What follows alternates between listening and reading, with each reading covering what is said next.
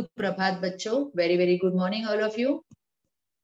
बृहन्मुंबई महानगर पालिका शिक्षण विभाग ऑनलाइन एजुकेशन में आप सभी लोगों का मैं तहे दिल से स्वागत करती हूँ। यहाँ पर उपस्थित हमारे अधिकारी गण शिक्षा विभाग से जुड़े हुए, उसके बाद हमारे सीएनओ सर, मैडम, साथ ही में हमारे अभिभावक और हमारे प्यारे प्यारे बच्चों। आज हमेशा की तरह मैं यहाँ पर आप लोगों को हिंदी पढ़ाने के लिए आई हूँ और आज हमें हिंदी की पढ़ाई करनी है। हमें पाठ 7वां देखना है, परोपकार का फल। उसके पहले मैं अपना परिचय देना चाहूंगी आप लोगों को। मैं Shrimati Veena Sanjay Makwana B L Ruia high school की शिक्षिका हूँ और आप लोगों को यहाँ पर हिंदी पढ़ाने के लिए हमेशा की तरह उपस्थित हुई हूँ। बच्चों, सबसे पहले हम प्रार्थना से शुरुआत करेंगे। जिन बच्चों को प्रार्थना आती होगी वो बच्चे मेरे साथ गुनगुनाएंगे, जिनको नहीं आती है वो बच्चे अपने जगह पर बैठ के प्रार्थना के लिए हाथ जोड़ेंगे। मैं भी प्रार्थना शुरू करने जा रही हूँ। सभी बच्चे हाथ जोड़कर अपने स्थान पर बैठे रहेंगे। हमको मन की शक्ति देना, मन विजय करे, दूसरों की जय से पहले खुद की जय करे। हमको मन की शक्ति देना, भेद भाव अपने दिल से साफ कर सके,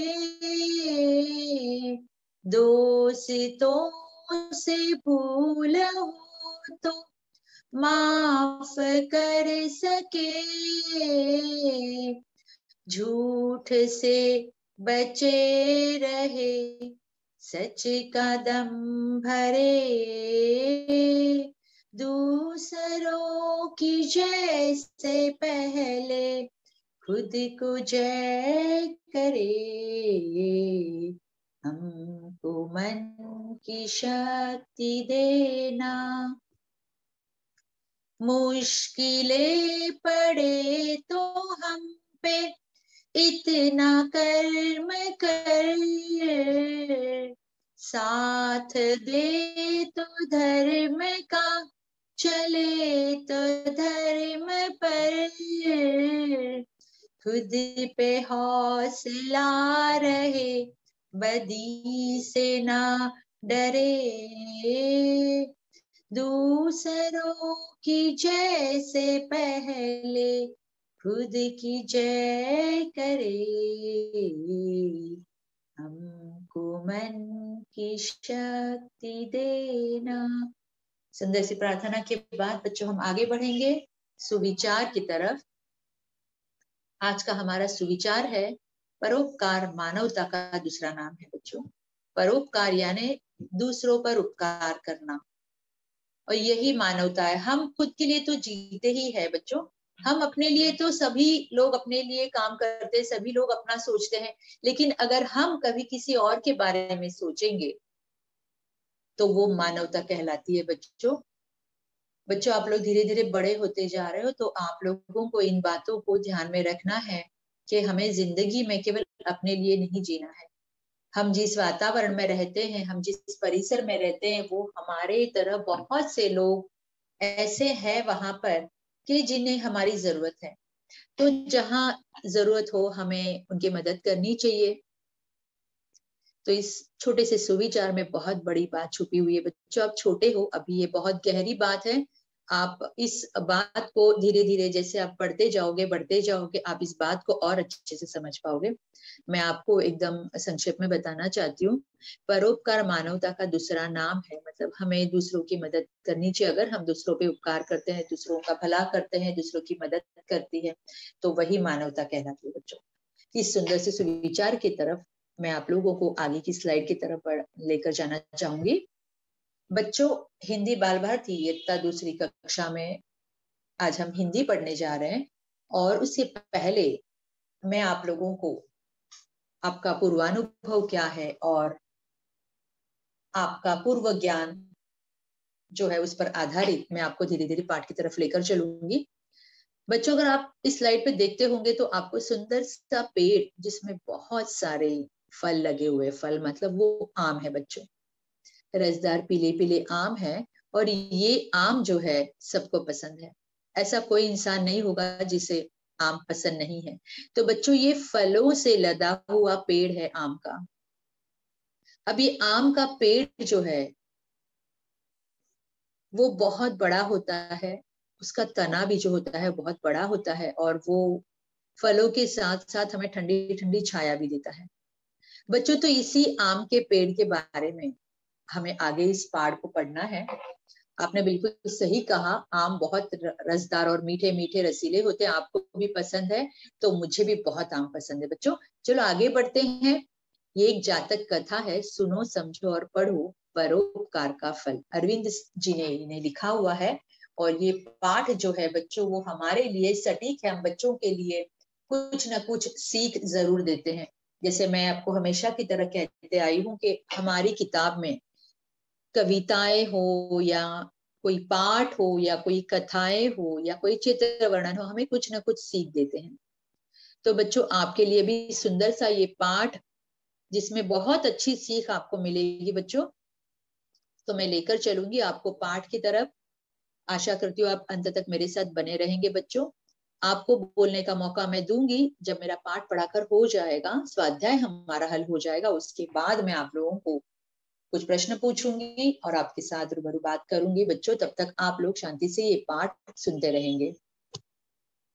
एक राजा था, वह बड़ा ही न्यायप्रिय और दानी था। उसके कार्यों की चर्चा दूर दूर तक थी। वह गुणी लोगों का आदर करता था। एक दिन राजा अपने विद्वान मंत्री के साथ जनता का हाल चाल जानने निकला। उसने एक बूढ़े आदमी को आम का पौधा लगाते देखा।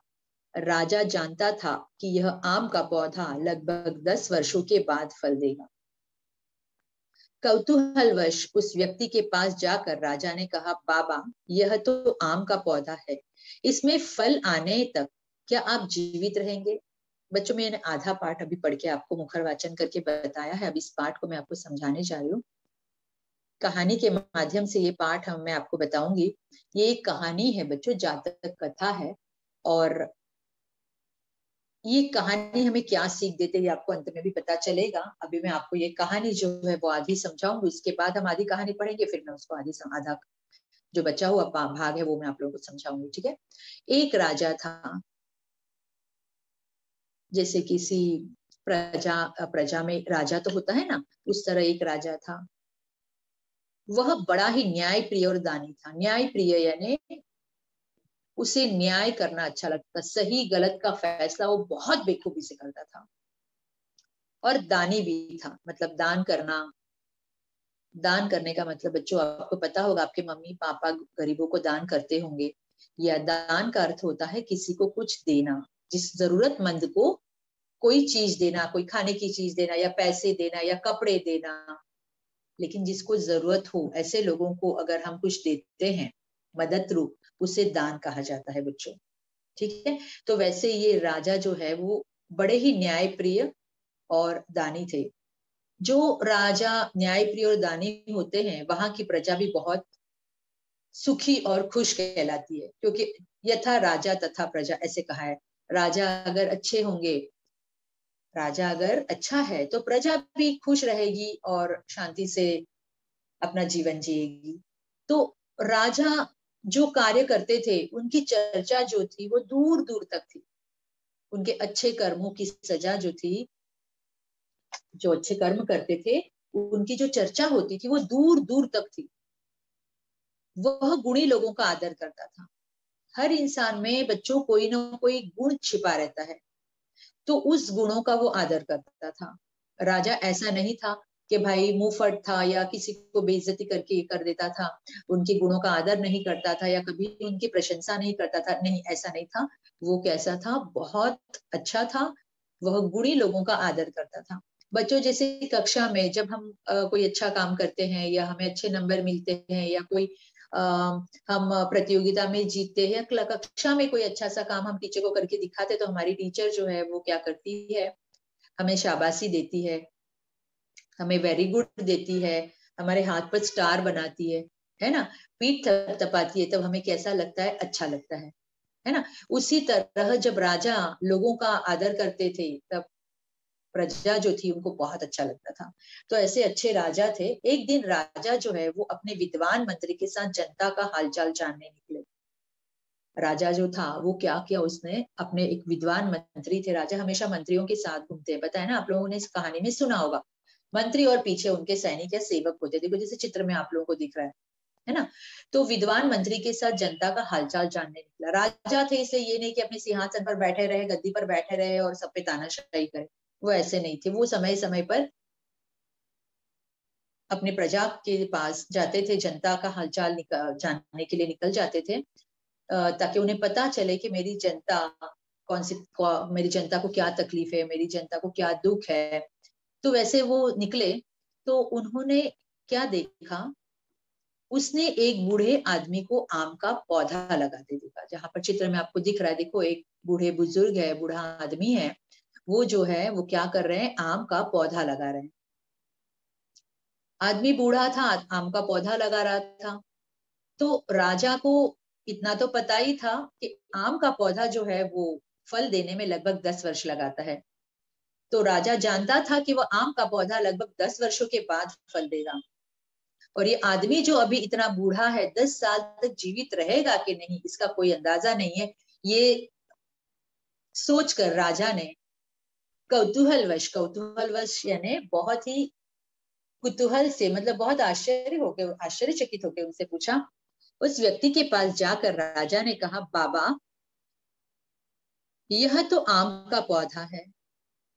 देखो बात करने में भी कितनी नरमाइश है, बात करने में कितना आदर है, कितने प्यार से सम्मान देते हुए वो बोल रहे हैं। राजा जो है वो उस बूढ़े आदमी से बात कर रहे हैं, बाबा यह तो आम का पौधा है, इसमें फल आने तक क्या आप जीवित रहेंगे? मतलब 10 साल तक, राजा का कहना क्या था, 10 साल तक क्या आप जीवित रहेंगे क्या?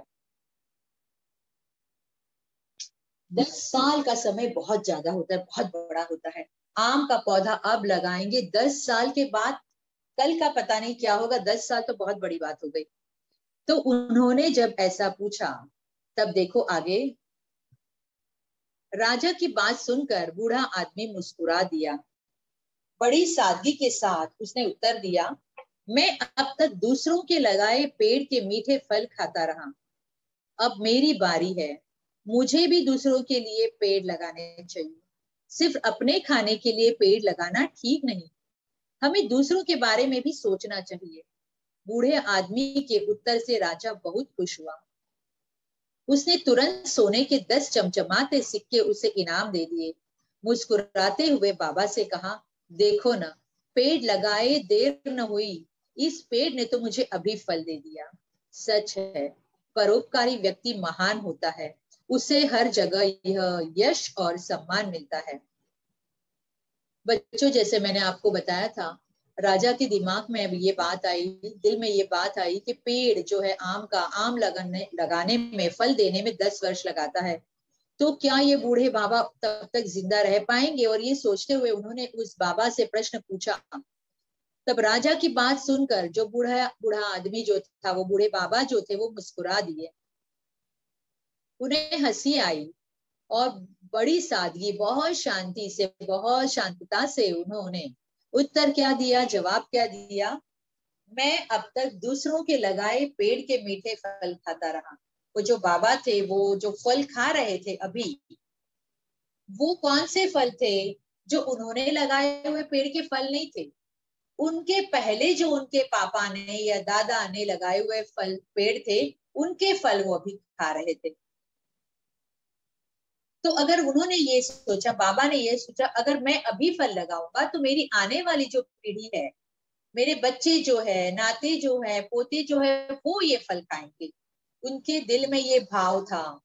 ये परोपकार का भाव होता है। परोपकार यानी दूसरों की मदद करना, दूसरों के बारे में सोचना, इसे कहते हैं परोपकार। अब मेरी बारी है, जब मैंने किसी और ने लगाए हुए पेड़ के मीठे फल खाए, अब मेरी बारी है, मुझे भी दूसरों के लिए पेड़ लगाने चाहिए। अगर किसी ने मेरे लिए कुछ किया है तो मेरा फर्ज बनता है कि मुझे भी किसी के लिए कुछ करना चाहिए। सिर्फ अपने खाने के लिए पेड़ लगाना ठीक नहीं, हमें दूसरों के बारे में भी सोचना चाहिए। बच्चों देखो कितने अच्छे विचार, कितनी अच्छी सोच। और जो ऐसे दूसरों के बारे में सोचता है, जिनकी सोच अच्छी होती है, जिनका रवैया दूसरों के प्रति अच्छा होता है, तो जैसा हम दूसरों को देते हैं वैसा ही लौट कर हमारे पास आता है बच्चों। तो परोपकार जो है हमें करना ही करना चाहिए। ये सोच कर नहीं करना चाहिए अगर मैं किसी के लिए करूंगा तो कोई मेरे लिए करेगा, लेकिन कर्म करते रहना चाहिए। बच्चों मैं हमेशा आपको बताते आई हूँ कि हमें अच्छे कर्म करना चाहिए, अच्छे काम करना चाहिए। फल की अपेक्षा कभी नहीं करनी चाहिए। फल यानी हमारे साथ कोई अच्छा करेगा, हमें पुण्य मिलेगा, या भगवान हमारे साथ अच्छा करेंगे, भगवान सब देखते हैं। अगर हम किसी के लिए मदद रूप रहेंगे तो कोई ना कोई हमारे लिए उस समय जरूर मदद रूप रहेगा। यही भाव रख कर बाबा ने क्या किया, वो पेड़ लगा रहे थे और उन्होंने बहुत शांति से राजा के प्रश्न का उत्तर दिया। और वो उत्तर सुनते ही देखो क्या हुआ आगे बच्चों। बूढ़े आदमी के उत्तर से राजा बहुत खुश हुए। राजा बहुत खुश हुआ।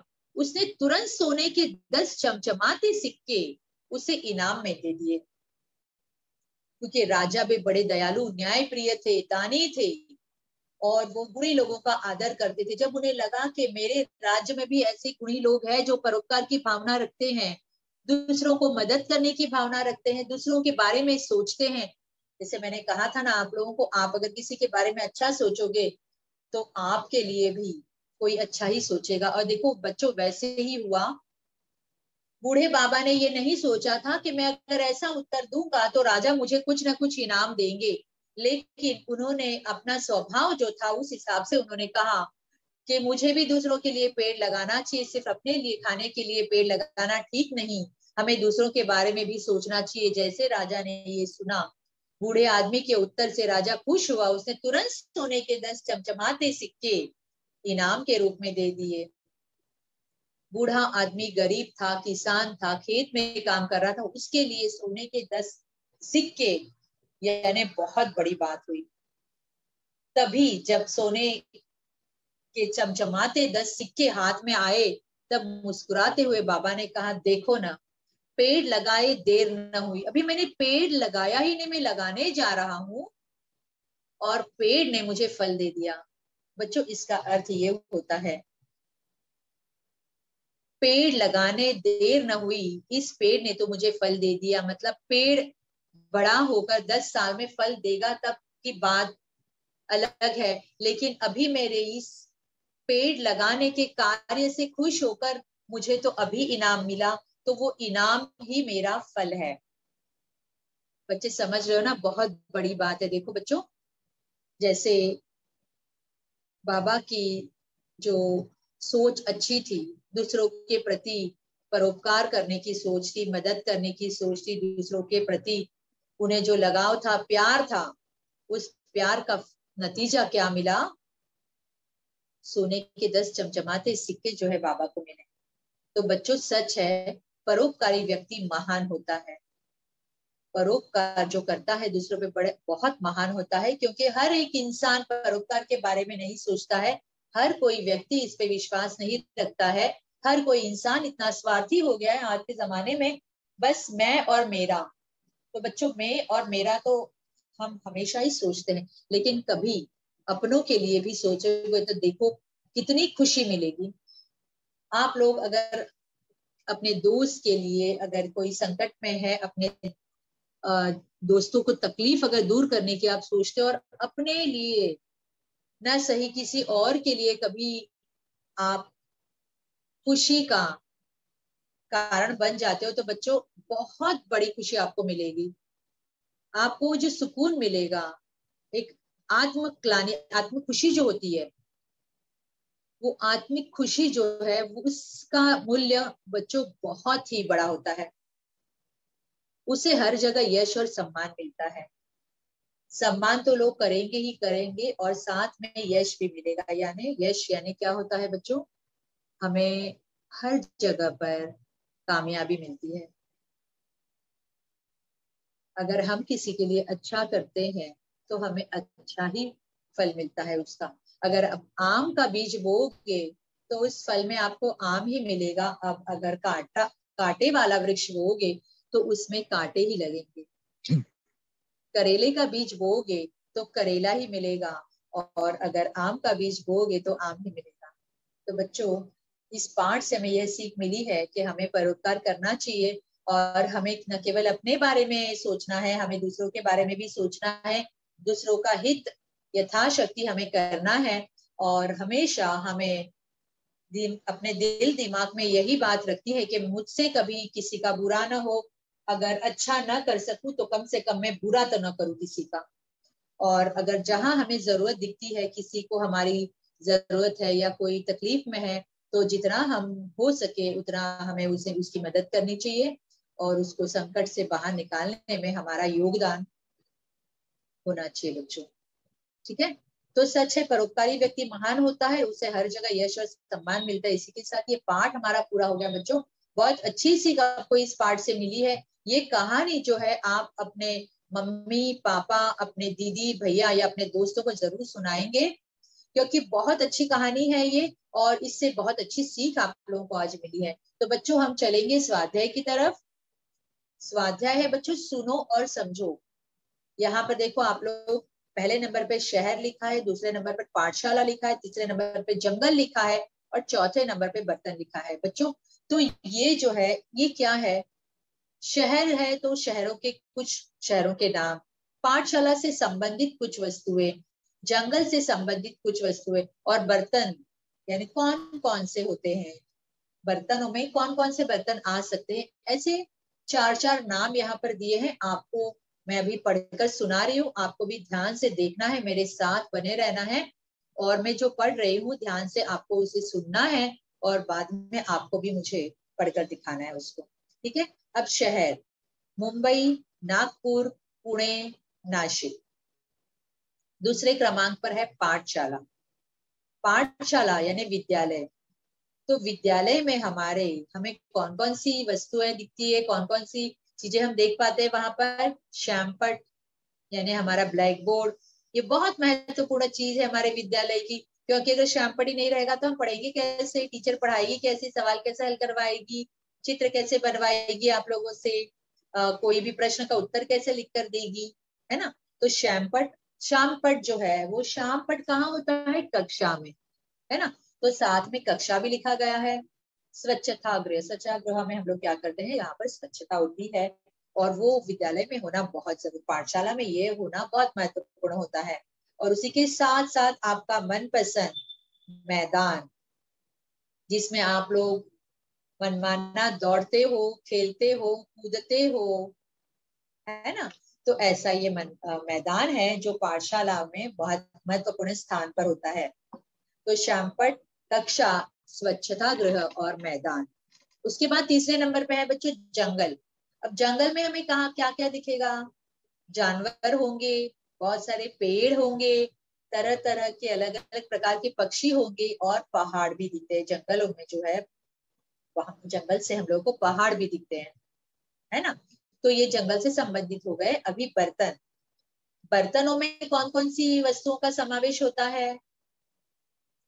यहाँ पर मैंने केवल 4 वस्तुएं लिखी है, वैसे तो बहुत सारे बर्तन होते हैं। हाँ, अगर आप अपने रसोई घर में देखोगे तो बहुत सारी वस्तुएं होती है, आपको पता होगा, लेकिन केवल 4 नाम लिखने थे, 4 नाम लिखे हुए हैं, वही मैं आपको पढ़ के दिखाऊंगी। थाली, गिलास, कटोरी, चम्मच। शहर में मैंने पढ़ा मुंबई, नागपुर, पुणे, नासिक। पाठशाला है श्यामपट, कक्षा, स्वच्छता गृह और मैदान। जंगल में जानवर, पेड़, पक्षी, पहाड़, और बर्तन में थाली, गिलास, कटोरी, चम्मच। बच्चों आगे की स्लाइड की तरफ बढ़ेंगे।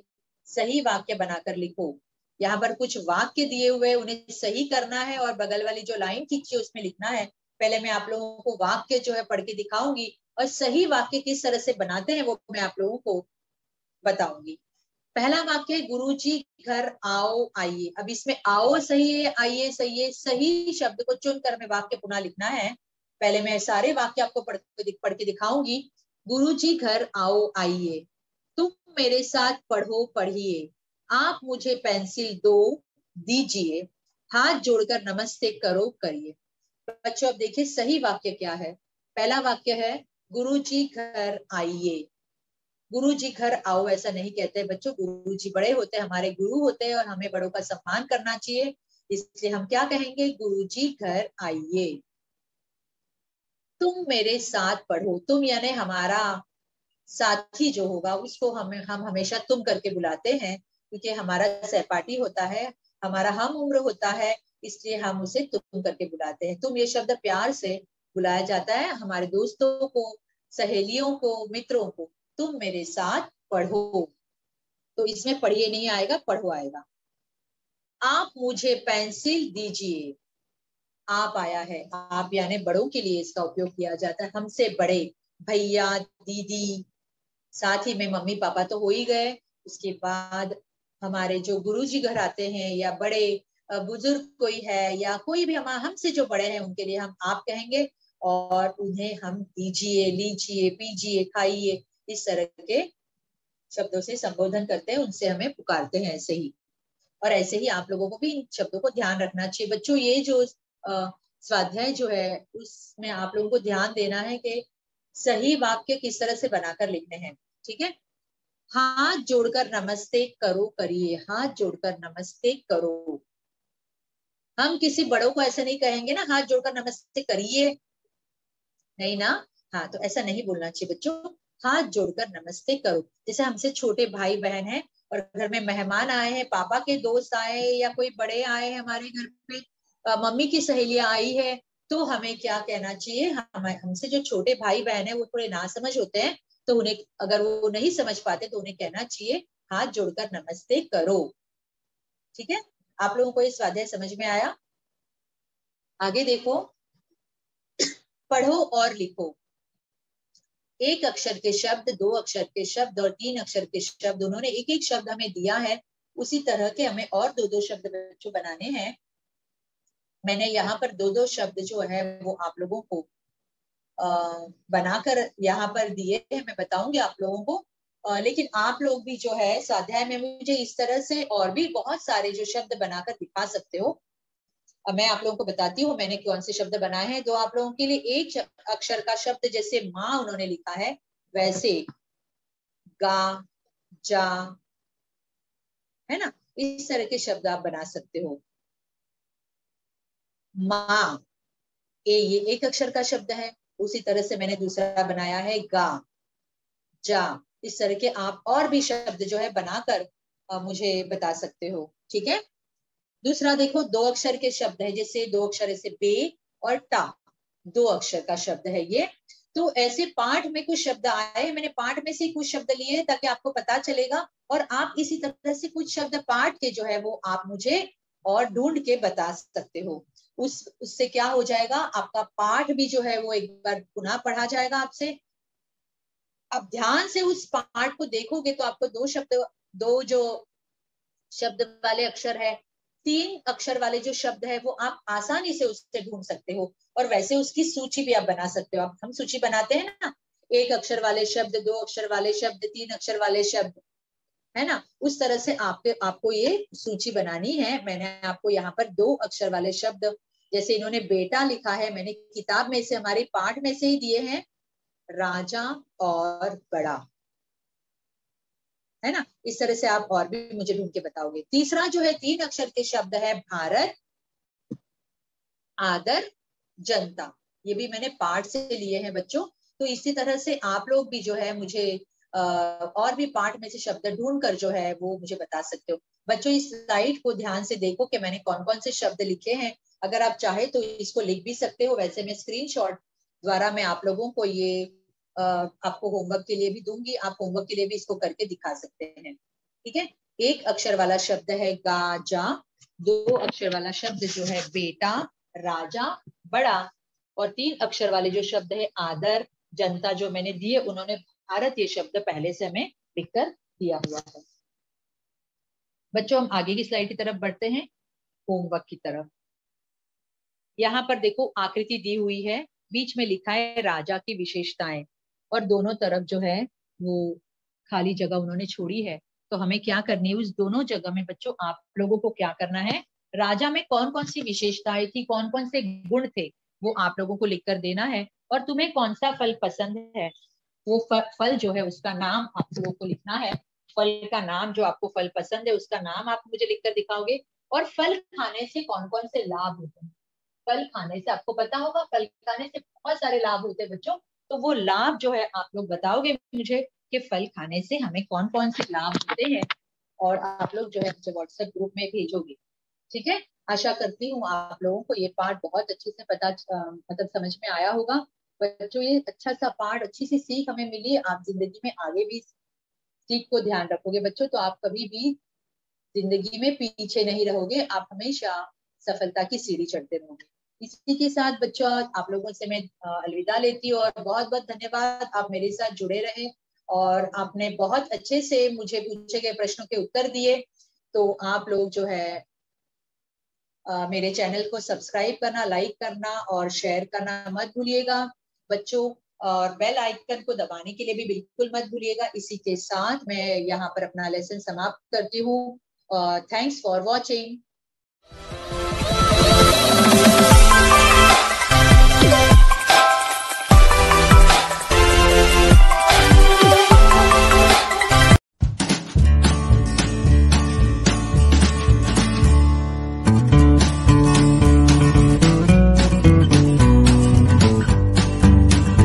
बच्चों आज हमने ये जो पाठ पढ़ा परोपकार का फल, आपको कैसा लगा? रेस किया है दो बच्चे जो है, पूछो। सरिता चौहान, आप क्या पूछना चाहते हो बेटा? अच्छा लगा इसीलिए। अच्छा लगा, वेरी गुड। क्या आपको इस पाठ से क्या सीख मिली, कौन सी सीख मिली, कौन बताएगा मुझे? नहीं कौन सी नहीं सीख? टीचर, हाँ बोलो बेटा।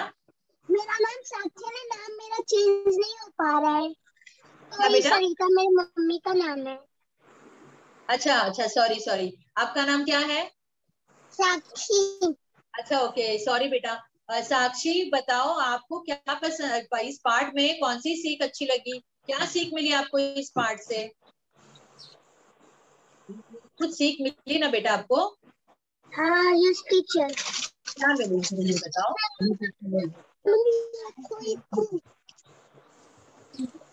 क्या पूछी है टीचर? बता रही हूँ। साक्षी बताओ बेटा। अच्छा, टीचर, हाँ बेटा। जैसे किसी का हम खाते हैं उनको हमें देना चाहिए अच्छा, अपना। और कुछ बताए मुझे। जो पढ़ाई बेटा खाते हैं तो देना चाहिए, ये ठीक है, लेकिन इसे हम ऐसे कह सकते हैं कि अगर हमें कभी किसी ने मदद की है तो हमें भी उसकी मदद कभी दूसरों ना की कभी मदद करना चाहिए। हाँ सही बेटा, बिल्कुल सही।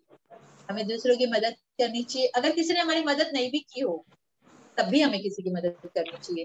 हम इस इंतजार में नहीं रहेंगे कि कोई हमारी मदद करेगा तभी हम उसकी मदद करेंगे, ऐसा जरूरी नहीं है बेटा।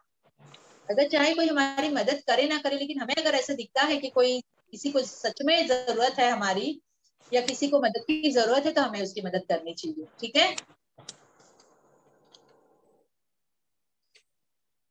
परोपकार का फल मीठा होता है, परोपकार करना चाहिए। परोपकार जो है मानवता का दूसरा नाम है। मैंने आपको सुविचार बताया था ना। और देखो बच्चों, मैंने आपको कहा है, आपको सुविचार जो है हमेशा जो हम लोग लिखकर आपको देते हैं, आपको बताते हैं, सुविचार के अर्थ भी हम आपको बताते हैं। बहुत अच्छे सुंदर सुंदर सुविचार आपके सामने हम स्लाइड द्वारा रखते हैं। तो छोटे से सुविचार में बहुत बड़ी बात छुपी होती है, तो आपको सुविचार जो है एक कॉपी में लिख कर रखने चाहिए, उनका संग्रह करना चाहिए। ठीक है।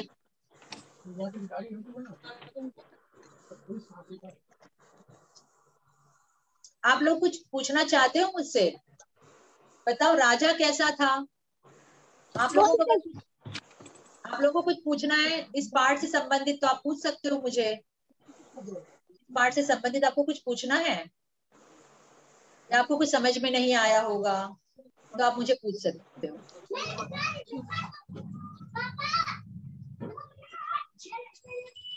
राजा कैसा था? अच्छा था। बताओ। न्यायप्रिय। अच्छा था टीचर। न्यायप्रिय था, और कैसा था? दानी भी था ना। हाँ। दूसरों को मदद भी करता था। हाँ, और दूसरों के प्रजा के गुणों की प्रशंसा भी करता था, है ना। प्रजा में अगर कोई अच्छा काम करता है तो उनकी प्रशंसा भी करता था कि नहीं राजा। और राजा अपने मंत्री के साथ, विद्वान मंत्री के साथ एक बार कहाँ गए थे, कौन बताएगा मुझे। अपने विद्वान मंत्री के साथ वो कहाँ गए थे, अपनी प्रजा टमाटा करने गए थे, देखने गए थे मेरी प्रजा में क्या चल रहा है, क्या हो रहा है, प्रजा का देखभाल करने गए थे। देखो क्या कर रहे हैं मेरी प्रजा में लोग, क्या कर रहे हैं। तो उन्होंने क्या देखा उस समय, उन्होंने उस समय क्या देखा, कौन बताएगा मुझे। आम का पेड़। आम का पेड़ देखा, नहीं, कौन बताएगा। और उन्होंने क्या देखा। एक बूढ़े आदमी को आम का पेड़ लगाते हुए देखा और बोला कि 10 वर्ष तक कैसे जिएंगे।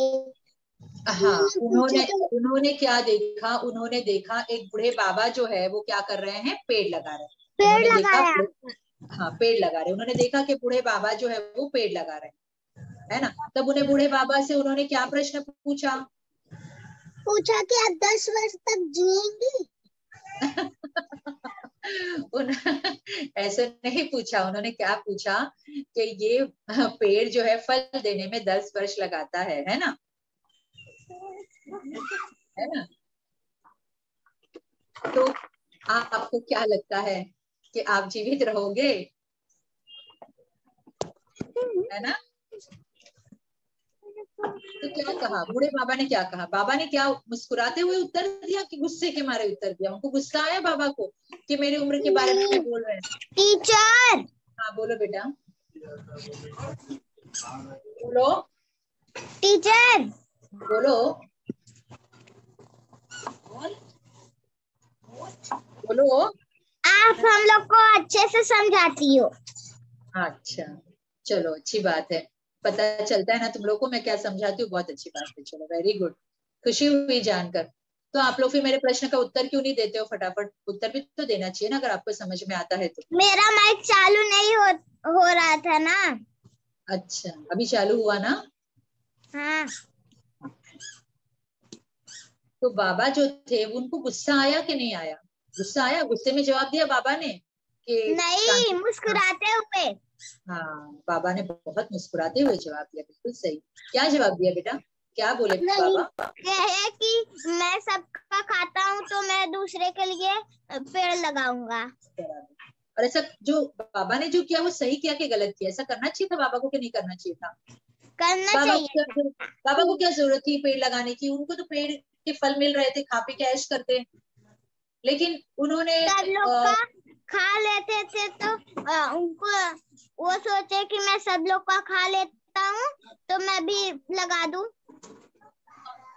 ये भावना उनमें थी, अच्छी भावना उनमें थी। उन्होंने सोचा अगर मैंने किसी के लगाए हुए पेड़ के फल खाए हैं तो मुझे भी किसी और के लिए पेड़ लगाने चाहिए, ये अच्छी भावना उनमें थी। और उनके कर्म अच्छे थे, उनके विचार अच्छे थे, उनकी सोच अच्छी थी। तभी क्या हुआ, राजा ने उन्हें क्या दिया, पैसा चमकता हुआ।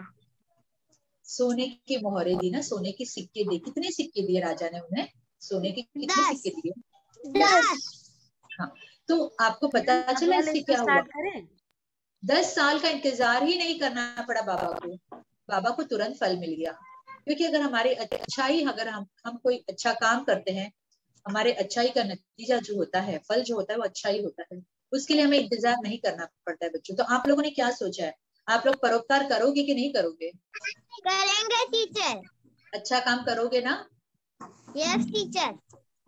तो हमें हमेशा जिंदगी में अगर आगे बढ़ना है तो हमें दुआएं लेनी चाहिए। चाहे वो मम्मी पापा तो हमेशा हमें हमें दुआएं देते ही है, लेकिन हमें लोगों के साथ भी अच्छा व्यवहार करना चाहिए। हमारे आस पास पड़ोस में जहाँ हमारी जरूरत है हमें उनके काम आना चाहिए और हमें परोपकार करना चाहिए। अगर ये वृत्ति हम अपने अगर दिल में लगा रखेंगे, हमारी सोच अच्छी रहेगी, तो हमारे साथ भी कभी बुरा हो ही नहीं सकता है ना? Yes teacher. अभी आप लोगों को कुछ पूछना है मुझे तो आप पूछ सकते हो, और कुछ इस पाठ को लेकर अगर कुछ समझ में नहीं आया होगा तो आप मुझे पूछ सकते हो। स्वाध्याय मैंने आपको हल करके दिया है, और गृह कार्य के लिए जो भी मैंने काम दिया है आप लोगों को, वो आपको मुझे करके दिखाना है व्हाट्सएप ग्रुप। Yes miss.